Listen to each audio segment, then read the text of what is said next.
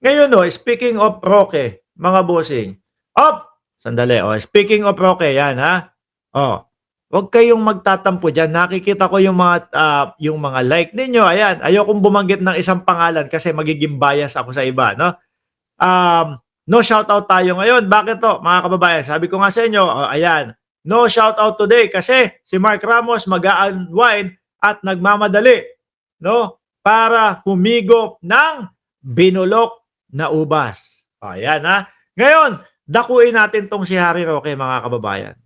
Malacanang accuses Harry Roque of using Duterte family to claim political persecution. Totoo. Di ba? Totoo ho, mga kababayan. Tinatakbuhan niya, no? Tinatakbuhan niya yung sinasabi sa Pilipinas o yung pagpapaliwanag doon sa kanyang kaperahan, no?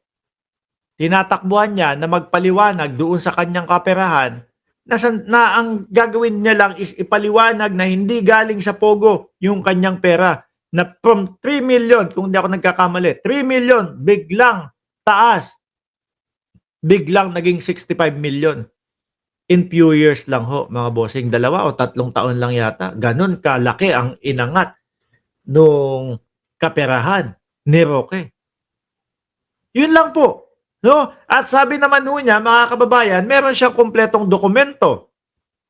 Meron siyang mga papeles na magpapatunay na yun pong na yun pong dokumento na yun ay magpapatunay na ang pera niya ay galing doon sa mga pinagbentahan ng lupa ng pamilya nila.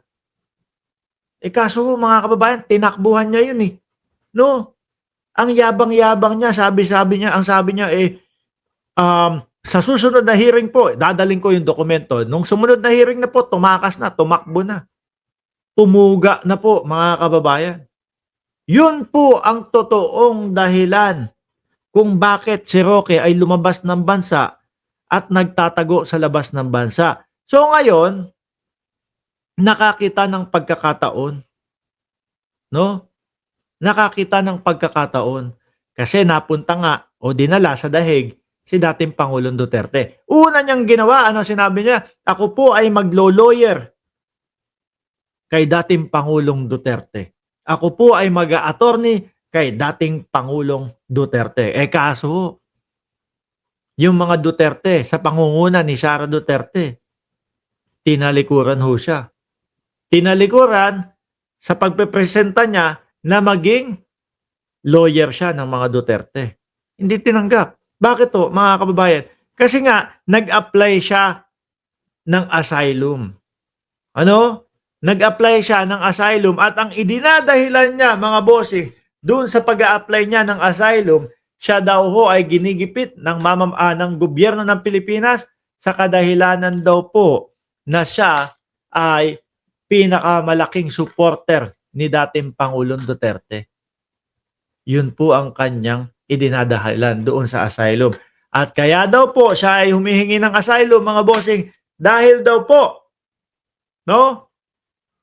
Dahil daw po, mga kababayan, siya ang naglabas ng video, ng pulburon video, na walang katorya-torya at walang kakwenta-kwenta. Na ultimo ho, mga DDS, ayaw paniwalaan na si Pangulong Bongbong Marcos yung nandoon sa video na yon. So, lahat ho yan, ginagamit lang, nakikisakay si Roque. Kaya nga po hindi pumayag si Inday Sara Duterte. Bakit to, mga kababayan? Madaming iniisip si Roque. Yung kanyang asylum, tapos nakikiride lang, gusto lang, no? Na para may dahilan siya doon sa kanyang asylum, sasabihin, lawyer po ako ni dating Pangulong Duterte. Na kapag tumakbo na po yung kaso, mga kababayan, hindi mapopokusan ni Harry Roque kasi madami pong iniisip. Lalo na yung kanyang asylum, yung application niya ng kanyang asylum, mga boss. Ayaw naman ng mga Duterte na magamit sila. Kaya ako tinanggihan yan na maging lawyer ni dating Pangulong Duterte. Ayaw po nila na magamit sila sa pansariling hangarin ni Roque. Oh, 'di ba? 'Yun po ang totoo at 'yan pong sinasabi ng Malacanang, eh, totoo po 'yan. Ginagamit ni Roque yung pamilya Duterte upang sa gano'n siya ay mabigyan ng asylum at mamuhay sa ibang bansa ng nakakalaya. Pero ang katotohanan, mga bossing, ayan nakikita ko sa comment section, ang katotohanan po is tinakbuhan ni Roque. O ngayon, may lumabas na warrant of arrest. Ito po ay kaugnay nung kaso niya ng human trafficking, mga bossing. Lalong sumikip. Lalo pong tumibay ang ebidensya, no, at ang laban ng Pilipinas na itong si Harry Roque ay hindi ginigipit ng bayang Pilipinas, ng gobyerno ng Pilipinas. Bakit to? Kasi napatunayan at papatunayan at maipapaliwanag yan ng gobyerno ng Pilipinas sa the Netherlands na binigyan ng pagkakataon si Roque para ipaliwanag yung kanyang sarili.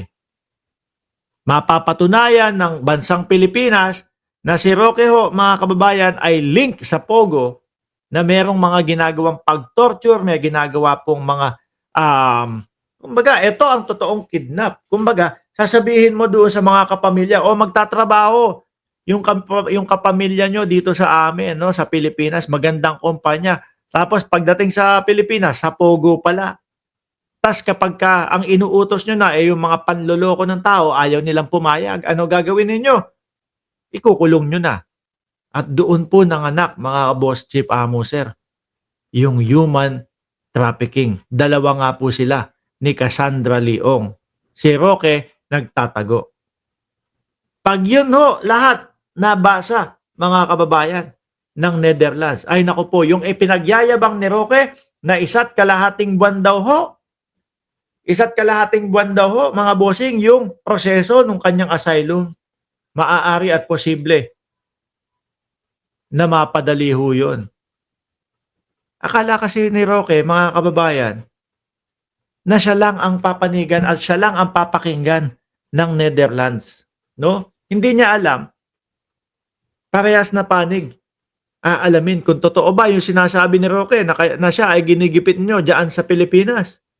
Ay, hindi po totoo yan. Patunay nga po, ayan, no? May hearing sa Kongreso, may hearing sa Senado. May question and answer sa kanya. Kaya lang po, nung ipinapalabas na yung ebidensya niya o yung dokumento niyang ipinagmamayabang, tumakas na po si Roque. Tumakas na po. Pati po, sasabihin nila, pati po sa Pilipinas, may kaso po si Roque, human trafficking. Ganun ba? O sige. Sabi nyo nga, wanted si Roque sa Pilipinas at may kailangang harapin at may naargabyado, sige, deny na namin itong asylum ni Roque.